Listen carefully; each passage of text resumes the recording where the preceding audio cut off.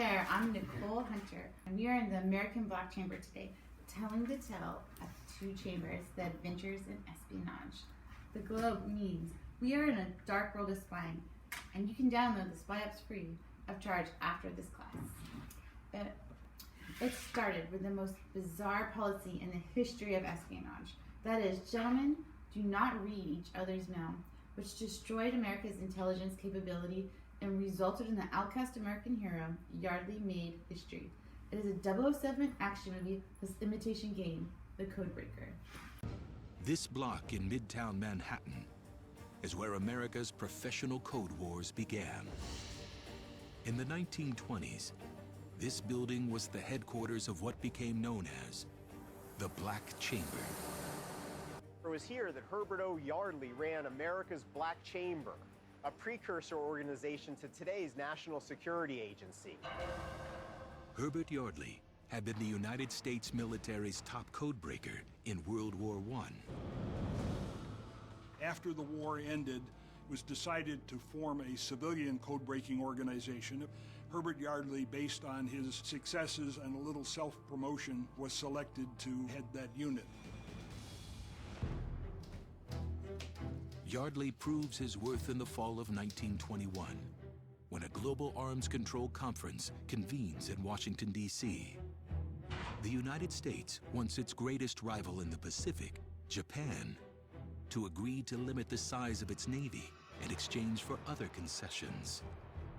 Japan initially rejects the request and sends secret coded instructions to its diplomats using Western Union and other telegraph companies. Messages the U.S. intercepts, copies, and sends to the Black Chamber for decryption. During the tense negotiations at the Washington Armaments Conference, every night Yardley's Cipher Bureau received intercepted documents from the Japanese negotiators.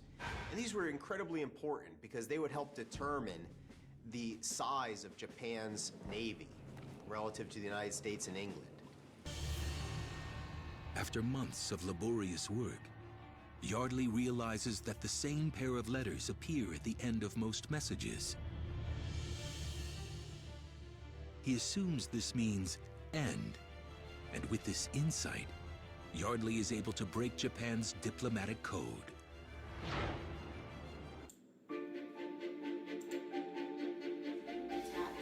Which is an overthrow of the government.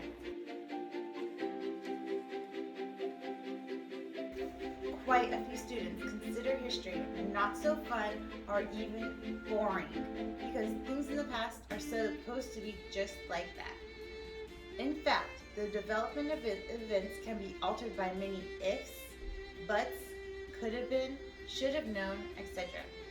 Don't you think life goes on like that also? There could have been many different outcomes or so-called parallel universe in quantum theory. Realizing this point of view, history becomes interesting and dynamic. Stories, The Man in the High Castle, is an Amazon video series depicting a possible alternate history that the Axis powers of Nazi Germany and militarist Japan rule the world after their victory in World War II. It is indeed a likely scenario if the Allies had not somehow developed the invisible killer know-how, such as cracking the unbreakable secret communication codes and ciphers used by the Axis powers.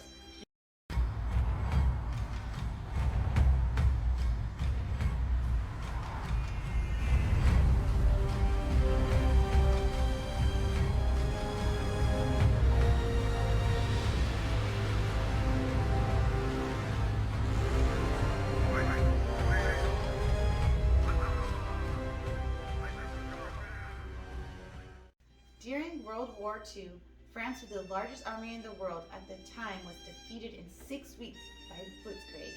It took only one man, Pétain, also known as the traitor. France was erased from the European map to a merely tributary puppet state of the Nazis. When the Sino-Japanese War broke out in 1937, Japan claimed conquering China in 3 months. International military experts predicted conservatively that only 1 year at the most. While in China, traitors, puppets, pacifists, opportunists, and deserters were numerous. then how could they fight alone for more than 4 years until Pearl Harbor? This is the story of the outcast American hero and genius who helped America in defeating Japan at the Naval Conference in 1921. What happened after gentlemen do not read each other's mail would be even more melodramatic and adventurous. Wellington said that the outcome of Waterloo was the nearest run thing, with the vital intelligence by code breaking in modern warfare. The victory of an underdog in the Battle of Midway is much more decisive as manifested in the 2019 movie Midway. Cryptology is an esoteric knowledge that conventional historians did not realize. After the declassifications of those ultra-secret archives of World War II, they now know the reason for Axis power's downfall and defeat was code breaking. The 2014 film Imitation Game illustrates how the Brits cracked the German Enigma machine and a mistreated hero codebreaker, Alan Turing. If Herbert Yardley, the godfather of codebreakers, plus a modern saboteur and spy master had not come to help the war effort, China would have been defeated like France long before Pearl Harbor. He was yet another war hero buried in history. Gentlemen Do Not produced a sarcastic farce in Yardley's book, American Black Chamber, which shook the world politics. Why his Chinese Black Chamber wasn't published for more than 4 decades? If you know how the Brits cracked the German Enigma, you would know why. The plot is as spectacular as the 007. The book review commented, the Chinese Black Chamber was an adventure of Huckleberry Finn with Yardley as the naughty boy. The story of Tales of Two Chambers is more entertaining and educational than The Imitation Game, Midway, and 007 combined. It will be a very profitable film. Here is a psychological assessment to see if you are as good as a 007. Here's the scenario. From the book, Chinese Black Chamber by Herbert Yardley, good for Hollywood. Now, imagine this. You were the master spy and codebreaker, and you had to read into not only Japanese but also Chinese secret messages. Because there are many traitors around, you speak neither of the languages, and after months of work, you figure out the keys and connect a group of specialists to interpret piles of the intercepted messages. It turns out to be the most unthinkable. The traitors within and a faction of the warlords and foreign spies told the Japanese to fly their bombers at 12,000 feet high, and our anti-aircraft fire would be set to burst at 10,000 feet. Never in the field of human conflict was so much freaked. There was also an impending coup d'etat to kill the head of state, Jiang Jieshi. Many names involved in the plots were revealed, including a German anti-aircraft advisor, Erich Vienna. Because the artillery was German-made, no wonder our fire never hit anything yet. Such intelligence had to be reported in person for phone lines could be eavesdropped. But your boss of the security forces was 10 miles away. You could not trust anyone in your group either.